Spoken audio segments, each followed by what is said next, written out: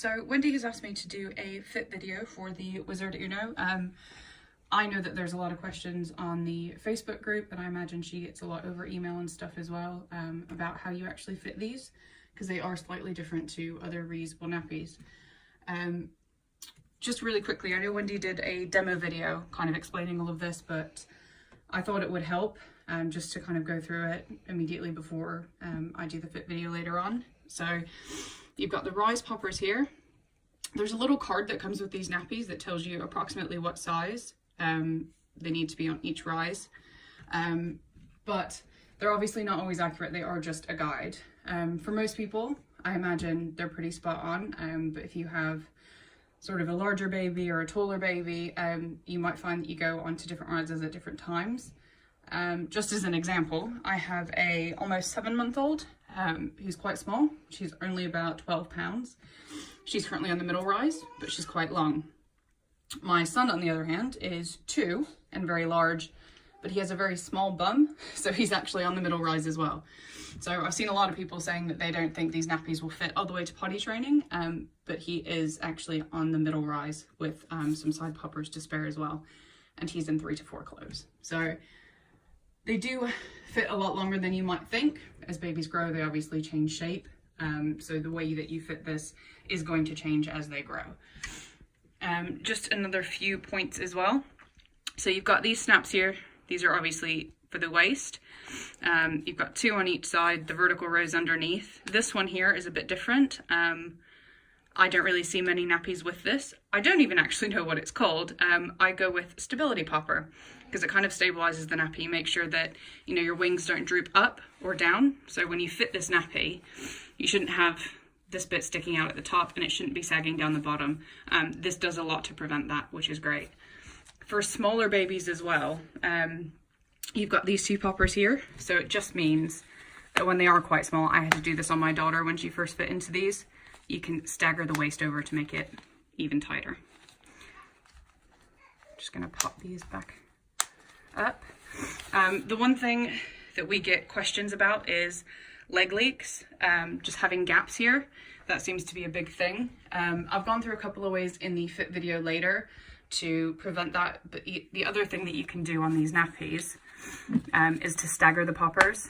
So say you've got, you know, a baby with quite a chunky waist and skinnier legs, you can do these up tighter one way versus the other.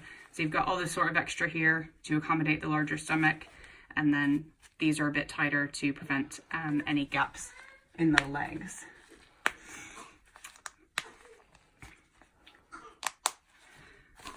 These side panels here are actually really stretchy, so this nappy doesn't need to be tucked into the knicker line.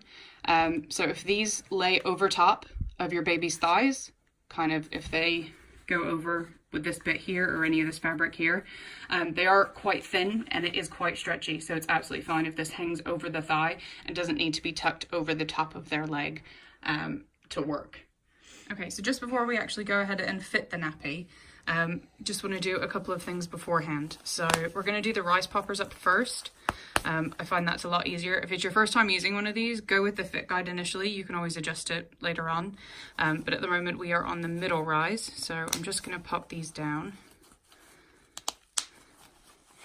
And this is where we get into sort of another bit about leg fit. So all this extra fabric that you see back here, depending on your baby, you can adjust that to help you out with some of the fit around the legs. So if you've got a baby with chunkier legs and you need it to be a bit looser, fingers down in this fabric here, so the excess points down. If you need it to be a bit tighter around the legs, if your baby is a bit skinnier in that area, point your fingers up, and that will actually limit the amount of fabric around the legs, and then that should ensure you a tighter fit around there. So now we're actually going to fit the nappy. So first thing obviously is we are going to lay it underneath her, kind of just over the top of her bum. Make sure she's centered. So what I like to do is I pull up with quite a bit of force here, rather than at the top, so the rise poppers don't come undone. I sort of put it into a U shape with my fingers and then pull it up over the top These nappies don't need to go right into the knicker line, because otherwise you lose quite a lot of absorbent space here, and that can make leaks worse rather than better. So it's a bit different than kind of other types of reusable nappies that way. But just, we'll check at the end to make sure we've got a good fit. As long as you've got a good fit, that's absolutely fine. This is where I found as well is the easiest way to adjust the rise. So if you sort of put your fingers in, separate the wrap from the inner, you can push up, in our case, to do the rise up and make sure the fabric stays that way. I'm going to lay my hand over the top. It just helps to keep everything flat and still. And if you have a wriggly baby like mine, helps to keep their hips sort of in the same place. So at the back, we're going to pull sort of up to make the legs snug, and then over. We're going to do the stability popper first, skip a row here, and then do the other two. The other thing that I've found helps when doing this is if you put your fingers underneath, these nappies can actually go what feels really tight around the waist. So if you watch on this side, this is going to take quite a bit of force to actually get them onto the poppers that I need them on, but that's absolutely fine. So again, stability poppers first, skip a row, and then do these. So now at the end, even though I did that up really tightly, what feels like really tightly, there's plenty of room in there.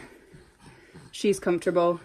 These nappies are really elasticated at the back, so even when you feel like you're pulling it really tight, and even if she's got a little bit of a muffin top, there's actually plenty of space and freedom of movement. So just really quickly, no gaps at the legs, no gaps at the legs. That tends to be the thing that I see the most questions about, is gaps at the legs. So the biggest thing is obviously making sure that your rise is pointed up. Doing the waist tighter, because a lot of people just kind of naturally do it looser because they think it's similar to other nappies, whereas these can actually go a lot tighter. The other thing you can do, I had to do this when my baby was very small. She was premature, but she was able to fit in these probably 8 or 9 pounds, but her legs were still quite small. So I sort of had to tuck these up like this. So just sort of fold them over a bit and on themselves. And if you do have a small gap, that might just be enough to close it up and to stop you from getting leaks.